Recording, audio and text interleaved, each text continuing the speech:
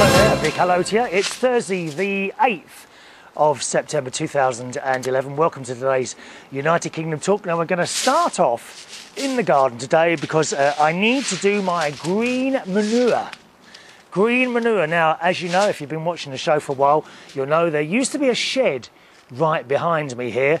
We got rid of the shed and we've prepared the ground with the rake. It's fairly flat, not perfect, fairly flat. But we're now going to plant some green manure. Now, what a strange cat. She just tried to jump up onto my knee. There's no seat there. What a strange cat. Katie the cat making her regular appearance, as you can see, boys and girls. Yeah, now, I've been reading up on the internet about this stuff, and instead of, because the ground is a little bit, you know, dried out, there's been a shed on top of it for 25, 30 years or so, and therefore not perhaps much nutrition in the ground for growing vegetables and things like that next year, which is what I intend to do. Boys and girls, I am going to be Mr. Self-Sufficient soon. It won't be much longer. No longer will I have to pay for the services of various other people. So I thought I'd need to be going out and digging in some horse manure. Not particularly unpleasant smell, as I mentioned in the previous show, but it's a bit of a mucky job. Then I came across some sections which were talking about green manure, and basically you sow certain types of seed. I've got mustard and Pollinators tenacifolia. I don't know what it is, but they look very nice on the picture. We've got yellow mustard, and we've got purple Phacelia tansetifolia. It's a very strange name. So I'm going to do that today with you before we go on to some emails and bits and pieces. So it says on the back of the packet, naturally adds organic matter into the soil and attracts beneficial pollinating insects. Very fast growing, can be dug in during the summer or overwintered to dig in the following spring. Now I think what we're going to be doing with this is overwintering now, because we're in the second week in September. It says sow outdoors March to August, well that's gone, to dig in the same year, or sow in August to September to overwinter and dig in the following year. Thinly broadcast the seed over finely prepared soil, which has already been watered. Well, we had a lot of rain the last few days, so that's damp enough. And that's it, really. Dig in 60 to 90 days in summer, so that's not now, or any time before plants set seed. How do you know that? Is that when it gets flowers, I think? And 2 to 3 weeks before the ground is required. Cut the plants back and allow the foliage to wilt before digging into a depth of 6 to 8 inches, so that's about a spade level. Chop up the foliage with the spade as you dig. Overwintered crops can be dug into the soil in spring, so there we are. Ensure the plants are cut back or dug in before they set seed. So got to keep an eye that they don't make the seed. So it's very simple. As you can see, the cat's come to help me as well, haven't you, darling? Eh? Mwah. She'll be observing, no doubt. And it's a fairly simple task, I think, of just spreading the seed. Will you not sit on my earth? She does own this house, that cat, I tell you. It's a very simple case, I think, of just basically spreading the seeds and putting them down. So that's it. There we are. Sprinkling away, boys and girls. Actually, these ones are the Phacelia tansetifolia ones, and they're actually brown in colour. So it's difficult to see where they're actually going. The mustard ones, and I've already done, the mustard ones, and I've already done a section of those, are easier to see because they're almost sort of bright yellow. But we'll do these, and that'll be okay. And then we'll have lots of nice earth for planting vegetables and things next year. And of course we'll do the show, and I'll show you what's going on in the garden and whatever. This is actually something I've not really done seriously before. I've done bits and pieces of the garden, you know, but as for having a plot like, I think this is a reasonable sized plot, you know, to grow all sorts of things. I have no idea actually yet even what I'm going to do. I think I'd like to do carrots. Where have you gone? There you are. I think I'd like to do carrots, cauliflower maybe, broccoli, that sort of thing, you know. Maybe leeks. Not too keen on lettuce. What's that all about, lettuce? Is that very nutritious? Flimsy green leaves, aren't they? Anyway, so the seeds are down, and then we simply pat them on the top with a spade, just pushing them slightly into the earth, right? And the idea of that is it makes contact with the earth properly, and also, especially as today's a particularly windy day, the seeds won't blow away everywhere else. You don't want to do that once you've spent money on stuff and then suddenly find it's all blown away again. So there we are, we'll do that one. See how easy that is? Okay, and then we'll do some mustard seeds as well. Katie's come over to have another check. Off you go, darling. There we are. She's off again.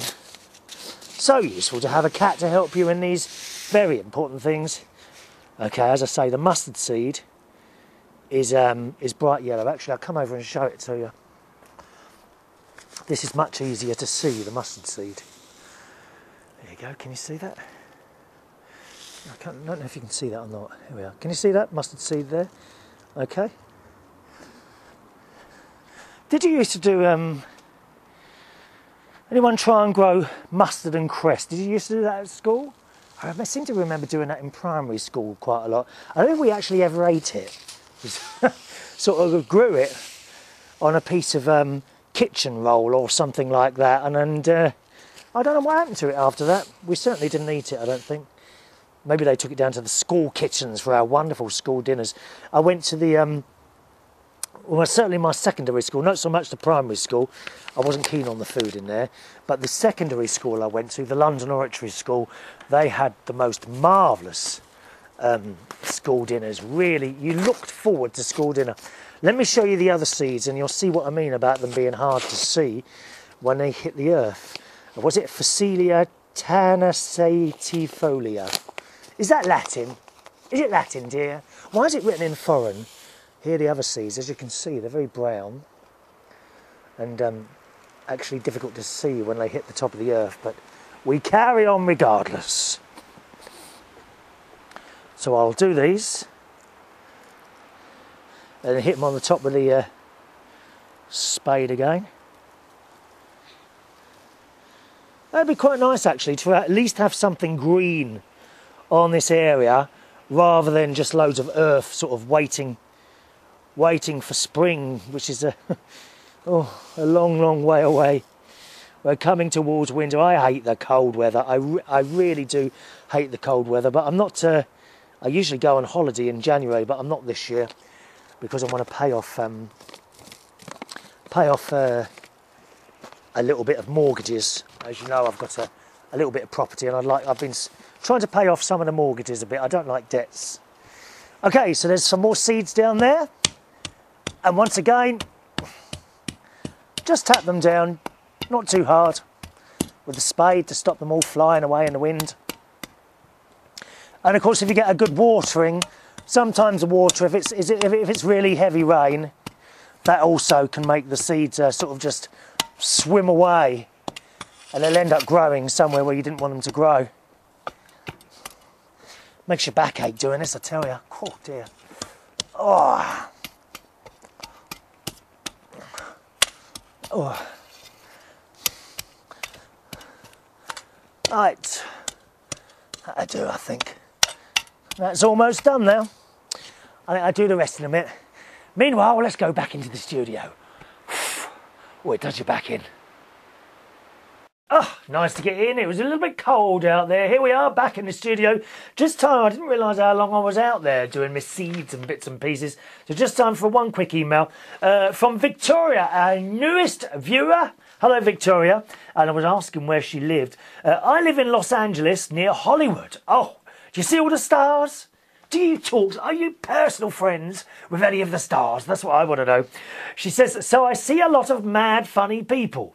But I originally came from Russia. Oh, yes. I have some Russian dolls. Now, where are they? I think they're in the other room on a shelf that Millie sent me.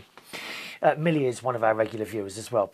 I wonder what English people think of Russians. Ah, well, of course, James Bond 007. Aren't we supposed to be enemies? But we're not really. We're good, close friends. I would like to visit Moscow. Far too cold. Oh my God, I couldn't come to... Far too cold in Moscow. I would need one of those hats. You know, special Russian hats. I've got one of those somewhere. Don't know where that is either. There's nothing here. I must have been burgled. Someone has stolen all my artifacts. Actually, to be exact, she is from the Republic of Russia. Kazakhstan.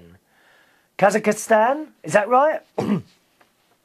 Where my grandma was sent in Stalin's times for bad behaviour. Although I never found out what it was exactly. Oh, God, I'd be inside all the time, I tell you, if it was bad behaviour. You don't know the half of it, Victoria. There's probably some of them on here watching this who do, but you don't, and it's best that you don't know my bad habits. She says, I know she behaved badly, but if you will, but not sure which bad act got her sent away from Moscow. I know Millie's had a hard life. I feel very fortunate to find a friend in her. She's a lovely person, Millie. She has had a hard life up to now, maybe a turnaround, I don't know. Looking forward to your show again soon. You have an ability to make people smile. How do I do that? Like this.